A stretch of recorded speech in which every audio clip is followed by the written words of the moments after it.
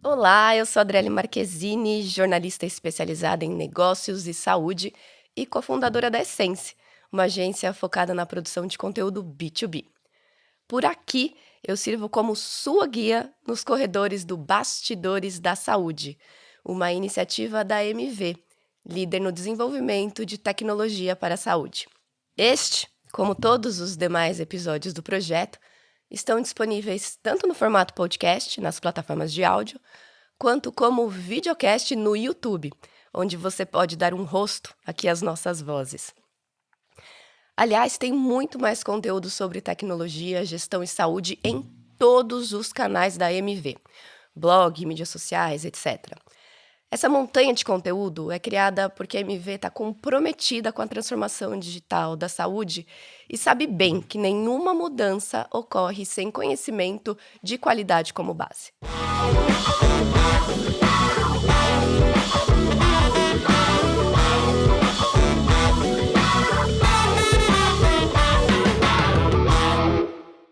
Vamos ao tema de hoje, então?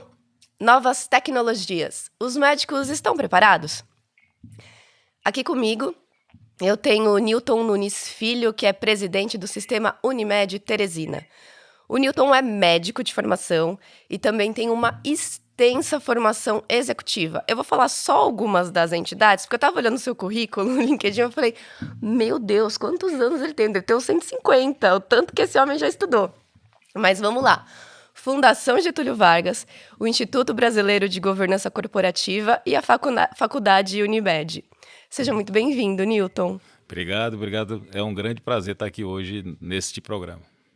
Perfeito, então vamos lá. Então, seguindo o nosso papo aqui, a gente tem à distância o Carlos Eurico Pereira, também médico de formação, também com especialização executiva, também com currículo imenso.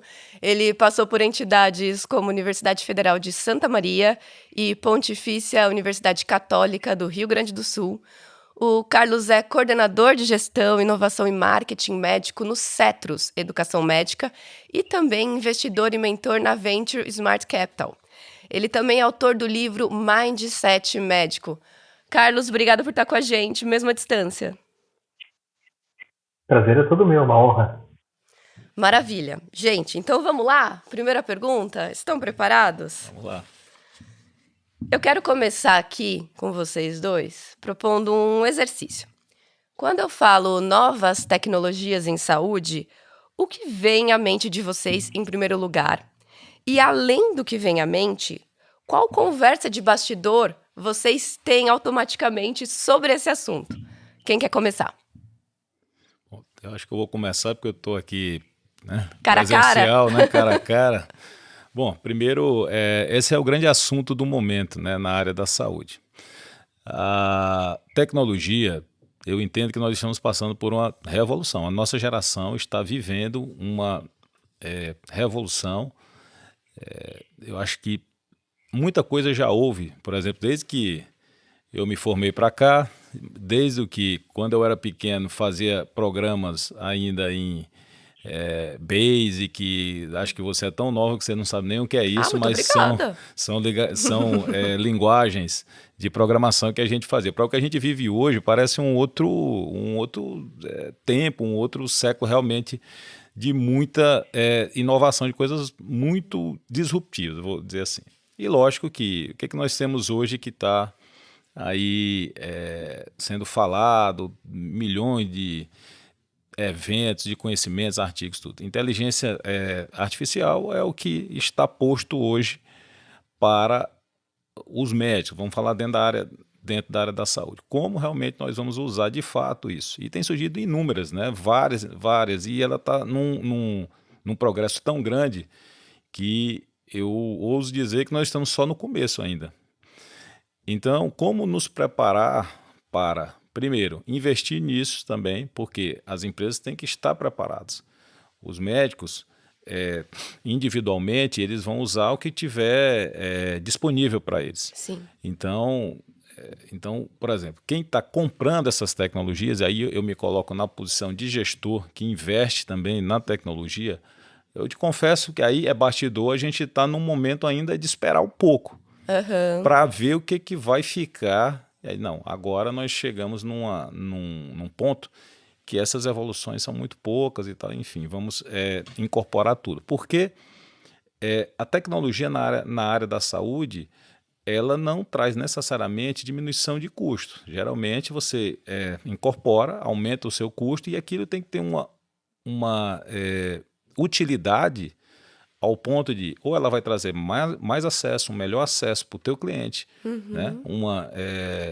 Uma experiência melhor e uma experiência para quem usa. Então, em resumo, é isso. E o médico, nós temos médicos de todas as gerações hoje. Médicos de pelo menos umas 3 gerações diferentes. Verdade.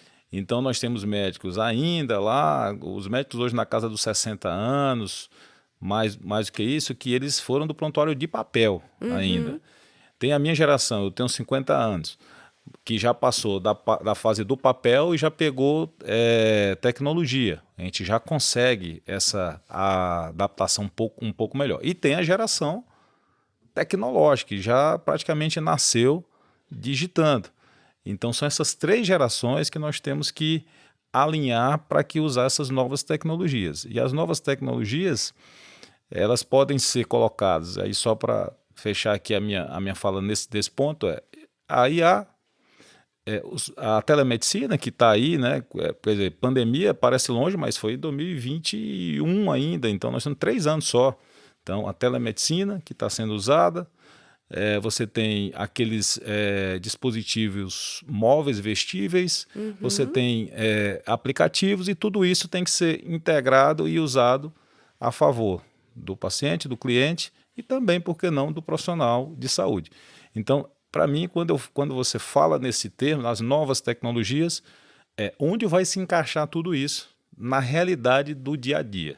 Certo. Tanto do ponto de vista de investimento e de uso. Então, para mim, é isso. Maravilha. E você, Carlos, o que você acha? As primeiras palavras que me vêm à cabeça quando a gente fala sobre inovação, hoje é a inteligência artificial, com certeza, e os Large Language Models, né, o ChatGPT, e a telemedicina, que já está já virou meio comum, assim, mas essas que são as tecnologias que a gente mais ouve falar. E, geralmente, de bastidores, o que mais me perguntam será que o médico, será que o profissional de saúde vai ser substituído pelo robô, por alguma tecnologia? Será que isso realmente vai nos ajudar no dia a dia? E também essa questão que o Dr. Newton trouxe, que a tecnologia, ela encarece a saúde, ou em algum momento ela vai fazer com que a saúde se torne mais próxima das pessoas, com um custo menor e que realmente leve a saúde até as pessoas. Eu sou suspeito para falar, porque eu sou apaixonado por inovação, por tecnologia, e eu acredito muito na capacidade que a tecnologia tem de levar a atendimento à saúde às pessoas que realmente precisam, ainda mais num país continental como o Brasil, com distâncias imensas, que às vezes as pessoas têm que cumprir simplesmente para mostrar exames para um médico. Então, isso não faz hoje sentido nenhum com a tecnologia que a gente tem. Perfeito, né? A tecnologia, a evolução tecnológica, acho que o principal desafio é ampliar o acesso, né? Mais do que qualquer coisa. Né? Garantir que mais pessoas tenham acesso à saúde. Então tá, bom, tô em linha com vocês então, porque quando eu penso em novas tecnologias na área de medicina, também vem isso, vem até cirurgia com auxílio de robô, e até você trouxe, né, Carlos? Será que o médico vai ser substituído pelo robô, né? Fica aí a dúvida, a gente vai ter tempo para falar disso. Mas quando eu penso, assim, reflito sobre o que eu sei do mercado e também até sobre outros bastidores que a gente já teve por aqui, a gente vê que muita tecnologia básica ainda não foi amplamente adotada, né? A própria telemedicina, ela veio a fórceps, né? Porque não teve outro jeito, porque a gente tinha isolamento social e precisava de atendimento durante a pandemia. O prontuário eletrônico ainda não é realidade em todos os hospitais. E mesmo onde há, ainda tem médico que, né, tem alguma dificuldade de usar. Então, aqui eu queria fazer uma outra pergunta. Tá? Saindo desse revolucionário mundo das novas tecnologias, né, inteligência artificial e robôs tomando nosso emprego, ou fazendo o nosso trabalho para que a gente possa ficar na praia, que seria maravilhoso, já é hora de olhar para o futuro, ou tem muita coisa para consertar ainda no nosso presente?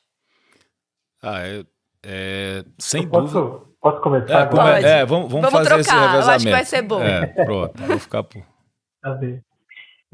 Eu acho que a gente tem muita confusão quando a gente fala de inovação. As pessoas já pensam logo em inovação disruptiva, que é essa inovação imensa, Uhum. bacana, que muda tudo, né? E a gente já pensa em cirurgia robótica, em coisas assim extremamente avançadas. Mas na verdade, inovar ou inovação é fazer de maneira diferente as coisas que a gente faz no dia a dia, utilizando aí a criatividade, utilizando a nossa capacidade para fazer as coisas de uma maneira diferente, desde que a gente gere valor para as pessoas. Perfeito. É mudar o que a gente faz no dia a dia. E Uhum. isso pode ser uma coisa muito simples, como por exemplo, o médico que prescrevia à mão e ele passa a usar uma prescrição digital. Ou o hospital que fazia tudo ainda em papel e começa a implementar aí um software para o usuário médico.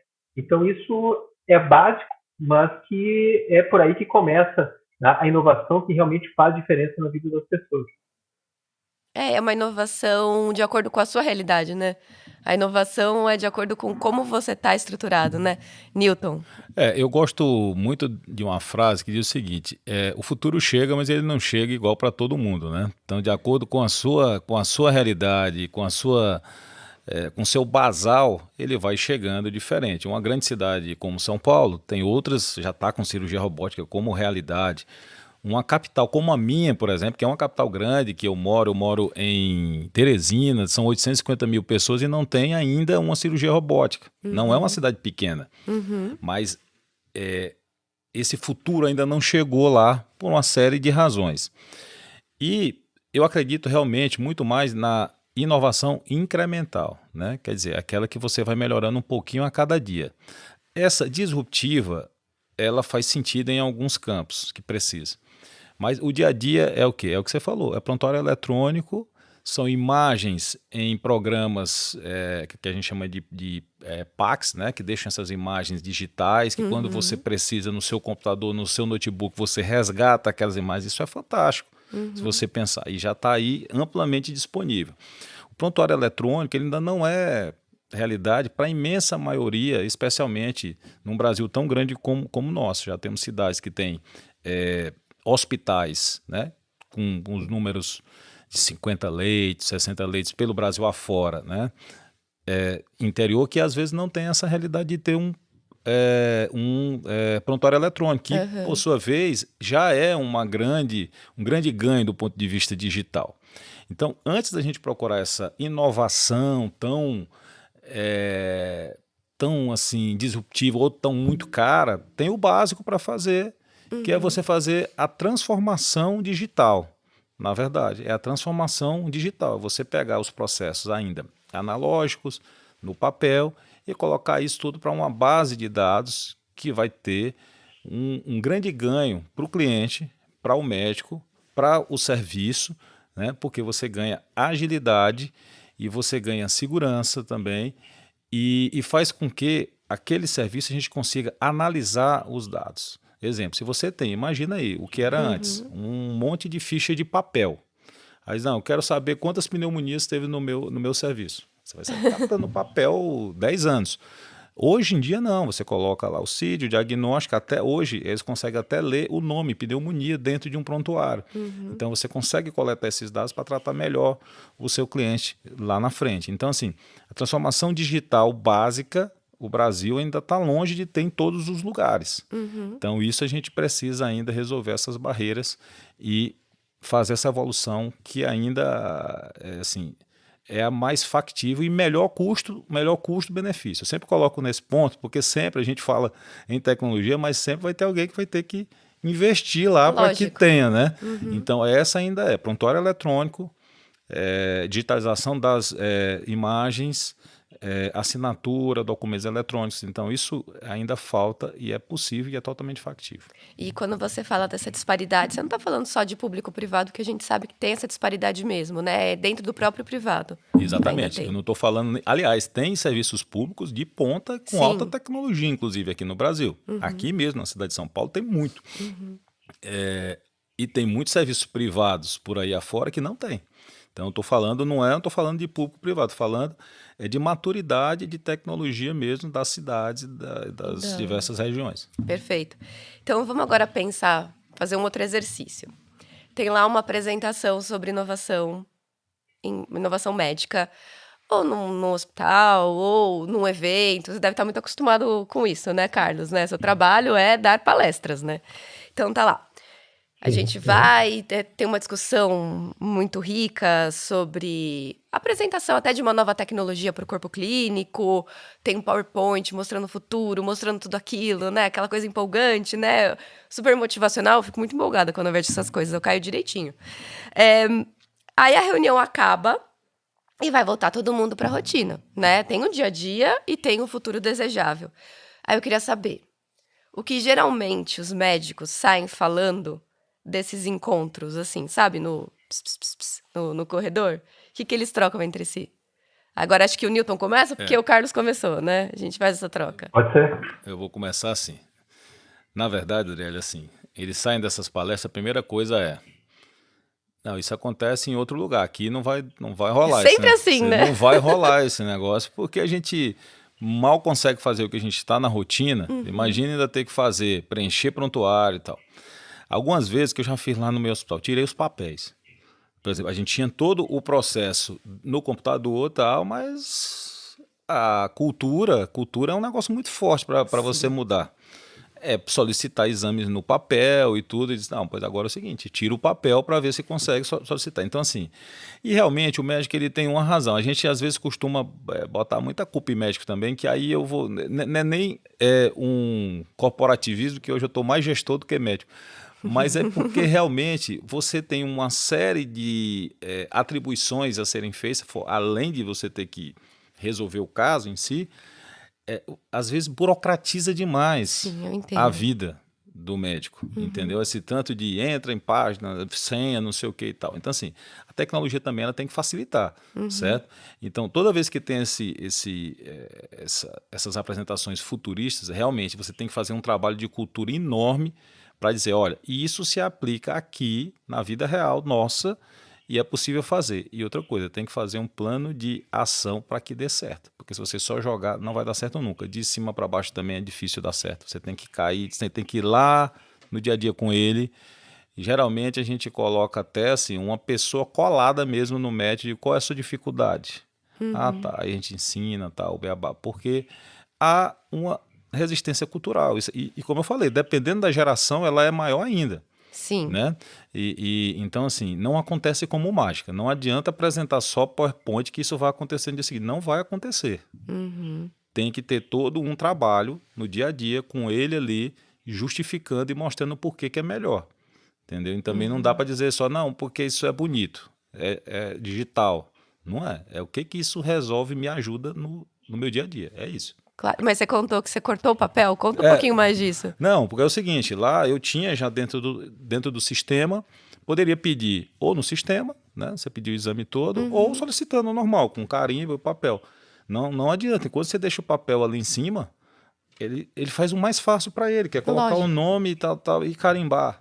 Entendeu? Então, assim, aí teve uma das nossas iniciativas, olha, aqui tira o papel de dentro do consultório para ver se começa a usar o computador para fazer a solicitação. Então, isso foi criando a cultura. Lógico que tem reclamação, não pensar que essa vida, eles reclamam, porque é natural, o ser humano tem uma cultura. Se você não mudar essa cultura, o cara está fazendo aquilo ali 30 anos da vida dele, você vem de repente e muda. Agora não pode mais. Agora né? não pode mais, entendeu? Então, assim, tem que ter persistência. Certo. E você, Carlos, você que está muito aí, né, dando palestras, conhecendo muita gente, como é que é? Eu acho que depende muito do contexto, né? Tem situações em que a gente precisa apresentar as novidades, as coisas, essas inovações mais disruptivas, para até que os colegas entendam que nível que nós estamos, aonde que a gente já consegue chegar. E exatamente como o Newton disse, o futuro ele já chegou, ele só não está uniformemente distribuído, né? Então é importante que todo mundo tenha acesso ao que está acontecendo no mundo. Mas localmente é importante que a gente traga sempre a possibilidade de o que eu posso aplicar na prática. Então tem duas coisas, a questão da mudança de mentalidade de mindset, que é muito importante o médico ter essa mentalidade de inovação, e ter a mentalidade de inovação significa eu aceitar o novo, eu não ver o novo com preconceito, com medo, né? Eu estar aberto para que eu possa aprender as coisas diferentes e novas e que isso possa ajudar os nossos clientes.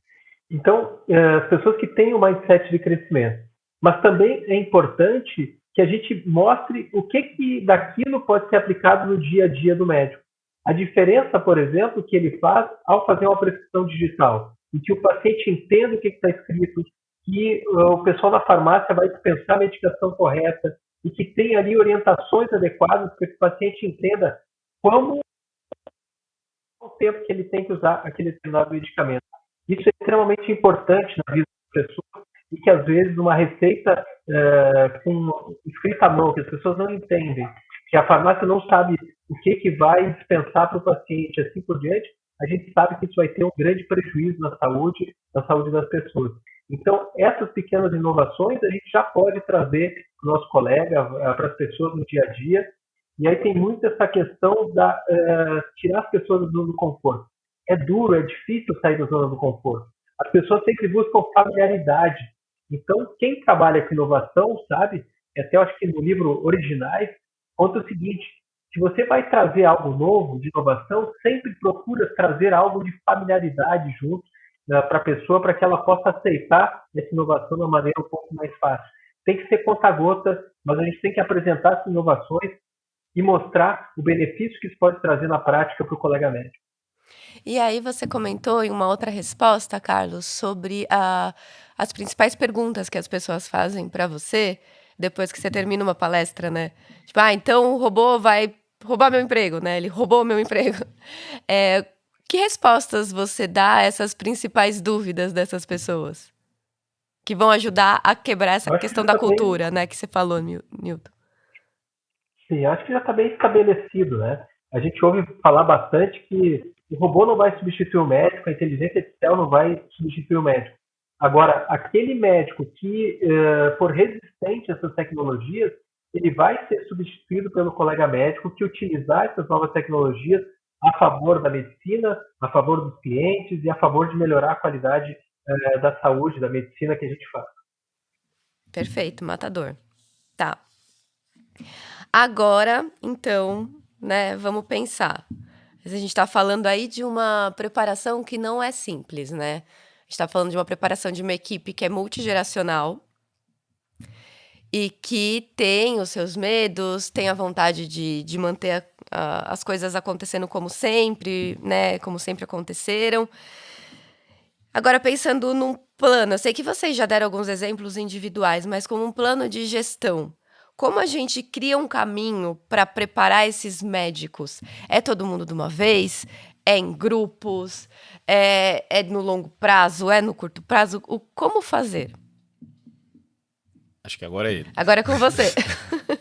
Vamos lá. Na verdade, acho que tem que ter um projeto, né?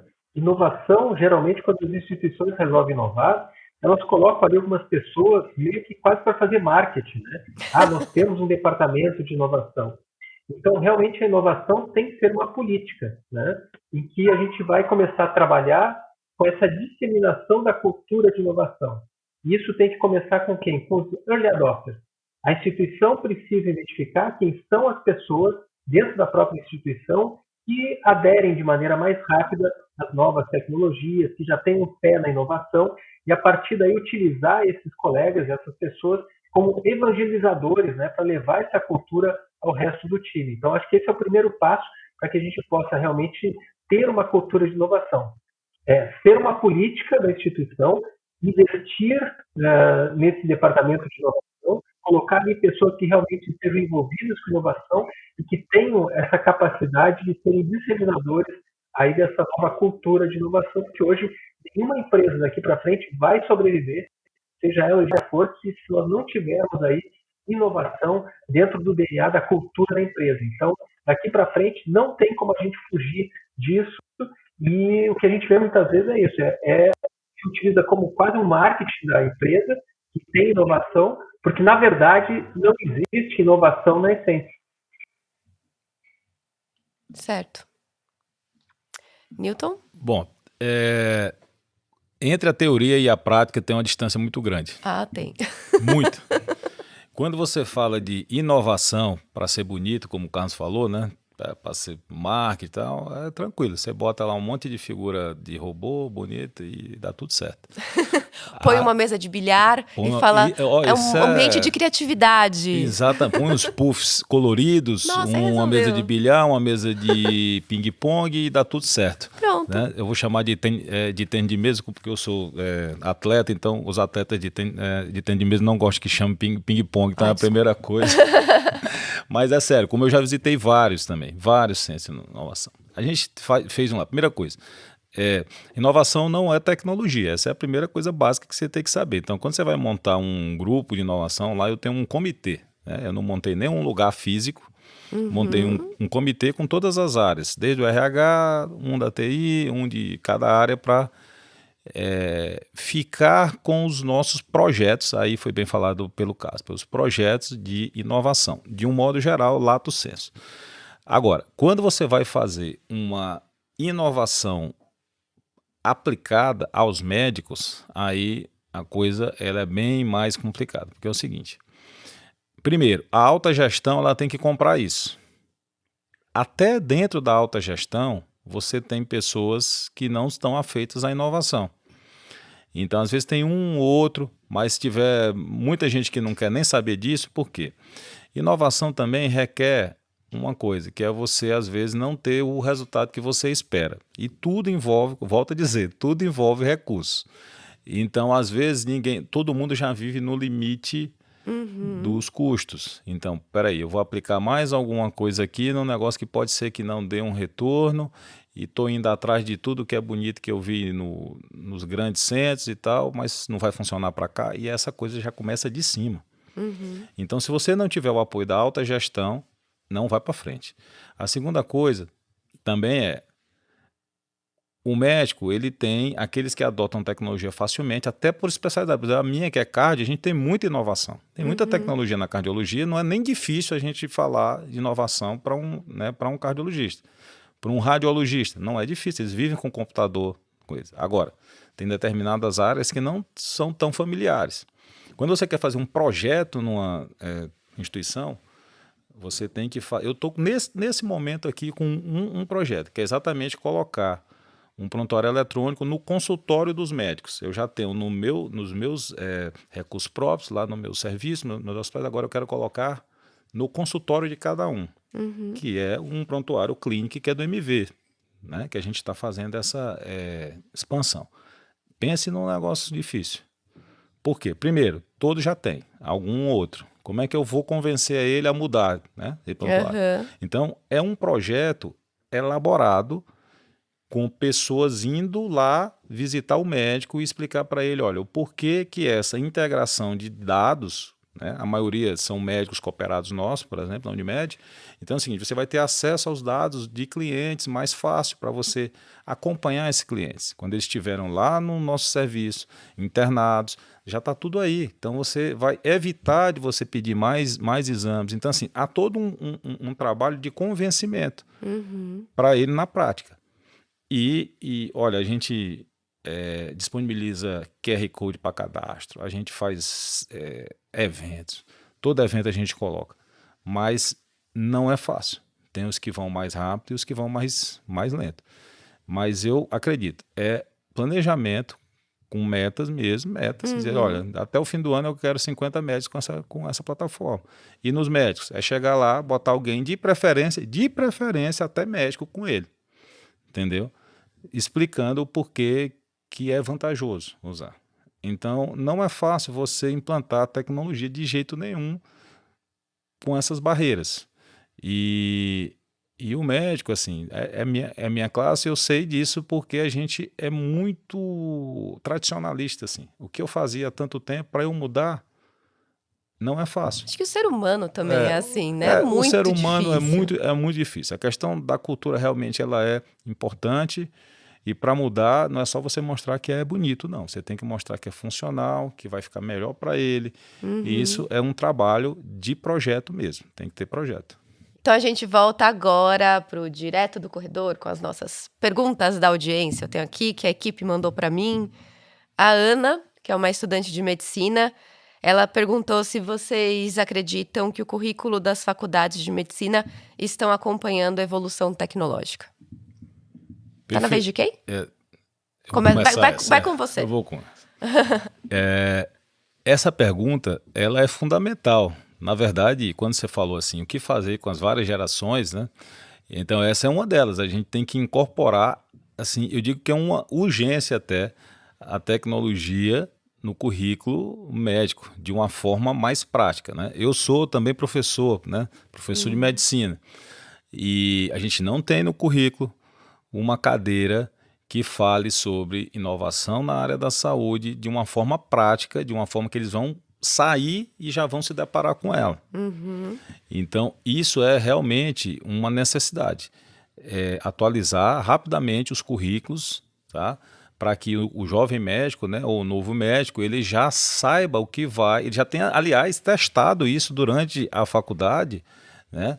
E que ele vai sair e vai encontrar um mundo tecnológico. O mundo dele, eu sei que o jovem médico também, a maioria já nasceu em celular, mas é diferente. Ele vai ver como que você atende um paciente numa ferramenta digital, quais são as suas preocupações, e também tem a questão ética, né? Qual a ética envolvida numa telemedicina, por exemplo, né? Então, que é diferente, não é a mesma coisa de uma consulta presencial. Entendeu? Quais são as limitações de uma telemedicina, né? Então, tudo isso ela tem que ser ensinada nos bancos da faculdade, que nesse momento, até então, pelo menos na grande maioria delas, eu posso dizer que mais de 95% ninguém está vendo ainda, né? E a faculdade realmente ela costuma chegar um pouco mais tarde, né? Então, sai as inovações e depois chega, mas realmente está na hora de aproximar um pouquinho mais o currículo com as novas tecnologias médicas. Perfeito. E você, Carlos? A gente falta no Brasil os currículos, não só a inovação, a tecnologia, mas que eles incluam também, por exemplo, a gestão, o empreendedorismo, a educação financeira do médico. Esse é o papel que eu venho fazendo. Eu digo que eu sou um evangelizador dos colegas médicos, porque eu falo exatamente sobre esses temas. Meus 2 livros que eu tenho aí já publicados falam sobre esse tema. O meu 3º livro, que está para ser publicado esse ano aí, do editor Alta Books, também fala sobre educação financeira para médicos. Ou seja, são aqueles temas que o médico realmente não aprende na faculdade. E são essas habilidades comportamentais, essas chamadas soft skills, erradamente chamadas de soft skills, que fazem a diferença no dia a dia. É o cuidado humanizado, é a empatia, é entender realmente o que o cliente precisa, e isso a gente não aprende absolutamente nada na faculdade. A gente está sempre focado na parte técnica, e nós somos catequizados para sermos bons técnicos, e em detrimento de tudo o resto que hoje envolve a profissão, que envolve os negócios da área da saúde, e por isso que às vezes o médico acaba tendo hoje um papel secundário quando a gente fala em gestão em saúde, quando a gente fala em lideranças em saúde, porque o médico está focado em atender as pessoas e esquece esse lado extremamente importante da área da saúde. Perfeito, gente. Isso aí que o Carlos falou é minha outra paixão, né? Uma é tecnologia e a outra é gestão. Eu também tenho mentoria nessa área de gestão, né? Assim como ele também. E o que a gente foca é exatamente isso, porque o médico ele sai sem preparo financeiro nenhum, de gestão muito menos, né? E ele precisa dessas outras habilidades para que ele se insira de uma forma mais adequada dentro do mercado de hoje. Tá? Então muitos médicos bons, brilhantes, se perdem porque não têm essas habilidades. Foi muito bem lembrado aí pelo Carlos. Alô, médicos, hein? Então acho que a gente... Nem só isso. Pode falar, Carlos. Deixa eu anotar aqui um pouquinho. Acho que nem só isso, Newton. É até para garantir a felicidade do médico hoje, que o médico ele chegue numa idade avançada, tendo recursos financeiros para envelhecer com qualidade, não precisa estar fazendo plantões aí aos 70, 80 anos de vida, para que o médico não sofra burnout, né, para que realmente o médico ele possa estar mais feliz fazendo medicina. Eu acredito muito que o médico que vai realmente poder ajudar as pessoas não é aquele médico que diz assim que ele se dedica quase como um padre à medicina. mas é aquele médico que está feliz fazendo medicina, é aquele que é capaz, então, de ajudar as pessoas, de ajudar o outro, de estar realmente se sentindo pleno, para ter plena atenção à pessoa que está sofrendo e que está ali sentado na frente dele. Então, eu acredito muito que são habilidades fundamentais das escolas médicas que precisam dos médicos para que a gente tenha cada vez médicos mais felizes atuando como médico e não com uma profissão que tem mais alto índice de burnout, de depressão e até mesmo de pessoas aí cometendo suicídio. Nossa, a inovação da saúde é a felicidade do médico, né? Então acho que a Com gente pode certeza. fechar assim. Essa aí, com certeza. Muito bom. Então aqui no nosso resumo da ópera, né? A inovação ela chega, mas não chega igual para todos. Então a gente precisa focar em inovação incremental, não olhar só para a inovação disruptiva, e um plano de inovação passa pela transformação cultural, e a gente tem que pensar agora com esse fechamento aqui no bem-estar não só do paciente, no bem-estar financeiro da empresa, mas na felicidade e no bem-estar do médico. Acho que é um bom resumo. E aí, para a gente fechar, eu queria que cada um de vocês fizesse uma declaração final antes de eu agradecer e encerrar mais um Bastidores da Saúde. Então agora quem começa é o Carlos. Eu gostaria de encerrar fazendo um convite aos colegas médicos que abram a sua cabeça, abram a sua mentalidade para o novo, para entender que essas tecnologias elas vêm para melhorar a qualidade do que a gente faz. Eu faço telemedicina desde que ela foi aqui autorizada a fazer no Brasil, e isso me leva para dentro da casa dos meus pacientes. Isso faz com que eu possa atender os meus clientes, sejam eles aonde estiverem, e eu também aonde eu estiver, me dando um pouco mais de liberdade geográfica. Viajar, os meus clientes ficavam, às vezes, desassistidos se eu não tinha um outro colega para me substituir.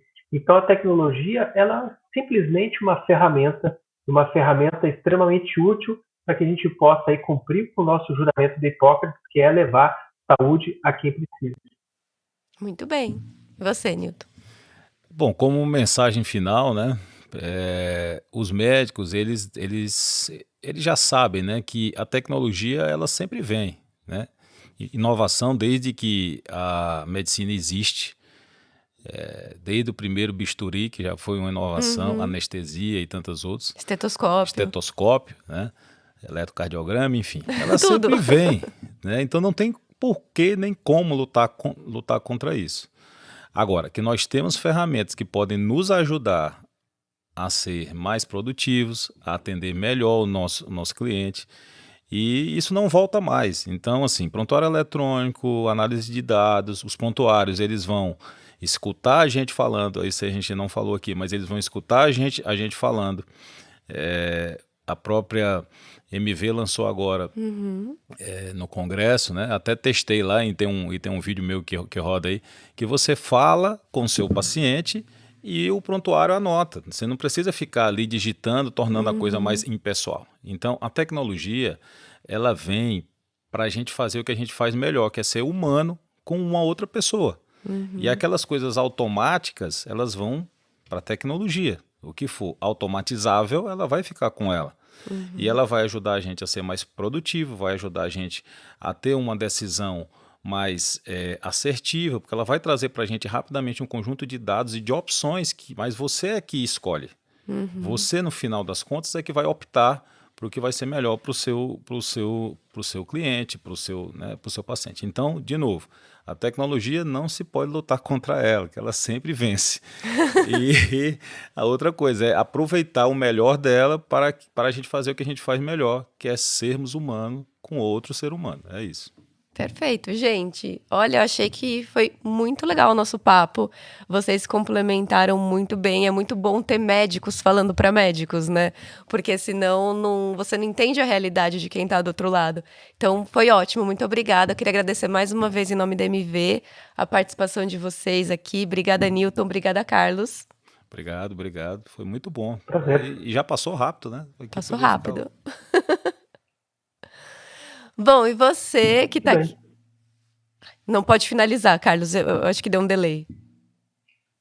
Não, era só dizer muito bem. Um abraço aí. Muito obrigado aí pelo convite.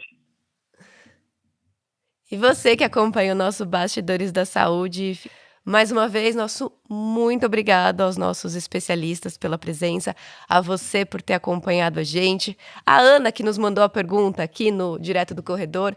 Foi um prazer, até a próxima. Tchau!